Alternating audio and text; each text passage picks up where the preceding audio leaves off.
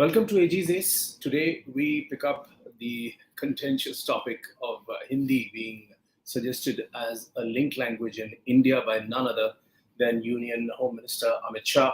It has already triggered considerable controversy, particularly from the southern states and in particular from Tamil Nadu. But I have a different viewpoint. I feel that what Amit Shah is trying to convey and what the BJP government is trying to do is quite correct, and there should not be such cause for alarm. I'll take you through some of the instances. Now, the first thing is, what did Amit Shah say?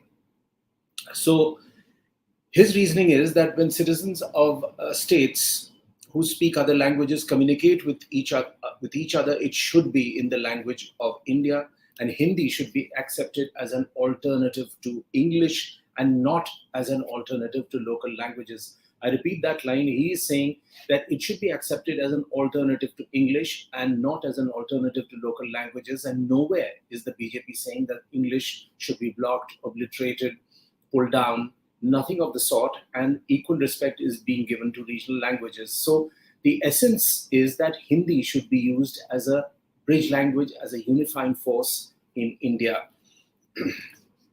Now, if you look back, there have been strikes, protests over this issue over a long period of time. We go back as far as 1937, and there were violent protests then in Madras, which is now Tamil Nadu, when the Congress tried to make Hindi compulsory. Another agitation took place in 1965 when students protested, and there were cases of even self-immolation. So it acquired a pretty dangerous hue there. Now, from 46 to 50, there were sporadic agitations against Hindi by the Dravidiyar Kadagam and Periyar. And then the largest anti-Hindi imposition agitation began during the period of 1948 to 50. And after India's independence in 1947, the Congress at the center urged all states to make Hindi compulsory in schools. So there was a massive pushback. Eventually, the government made Hindi teaching optional in 1950, trying to douse the flames. But as late as 1987, anti-Hindi protests led to violent demonstrations and arrests of over 20,000 people.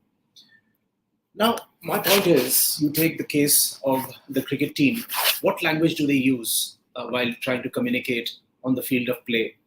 The stump mics are on. You must be listening to it all the time. Over the years, there are people who are from Tamil Nadu, from Kerala, from West Bengal, from Gujarat, from Maharashtra, from the Northeast, who all play together.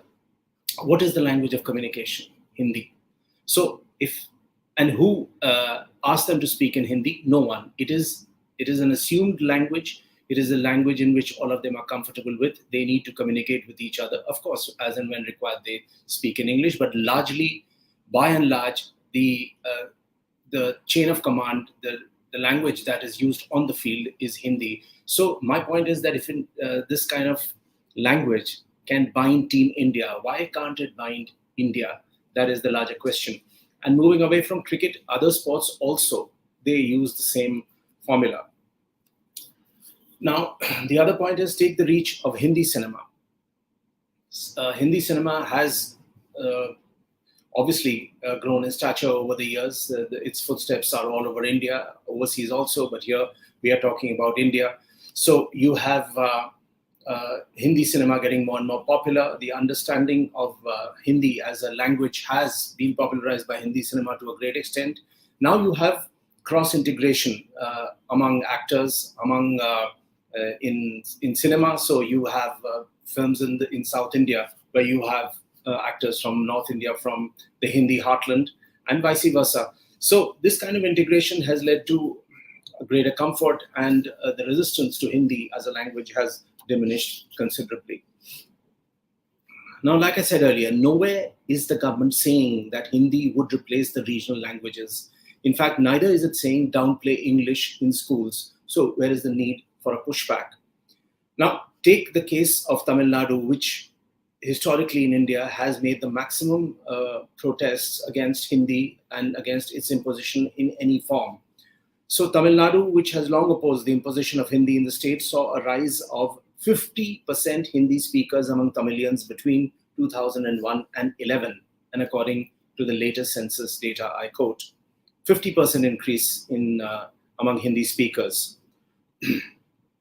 Yet in 2019, responding then to the draft new education policy, which basically said that the center wanted to introduce three languages and make it mandatory: Hindi, English, and a regional language. Again, there was a pushback from Tamil Nadu saying you cannot make Hindi mandatory. It should be up to a student to take it up or not. Now, and Stalin said imposing. Then he was DMK chief, and I quote, he said, imposing Hindi on Tamil Nadu would be similar to throwing stones at a beehive. Now he is the chief minister. Overall, the percentage of Hindi-speaking South Indians, however, has risen by 13%, and during the same period. Take Tamil Nadu as a microcosm. Now, there are several reasons for Tamilians learning Hindi, and this could be extrapolated for the entire South India, also Bengal. And I'll tell you the reasons why. One is migration. The migration of workers, it creates the necessity for a language in which they can communicate with each other. And which is that language? It is Hindi. TV shows have influenced people to understand and speak Hindi to a certain extent. And this shift started when Ramayana and Mahabharata was telecast by Doordarshan. So it made that the language even more popular. And Hindi is not only spoken among migrant workers, it is spoken in government offices, in factories, in industries. So it boils down to that. Amit Shah makes another interesting point. He says 22,000 Hindi teachers had been recruited in the eight states of the Northeast. Also, 9 tribal communities of the Northeast had converted their dialect scripts to Devanagari. Moving on very quickly, there is a difference between a national language and an official language. India does not have a national language, and therefore calling Hindi an official language is also against the law. A national language is representative of the country, its cultural heritage and history, and it gives the impression that the citizens of that country know and speak that language. So that is the national language. India does not have a national language.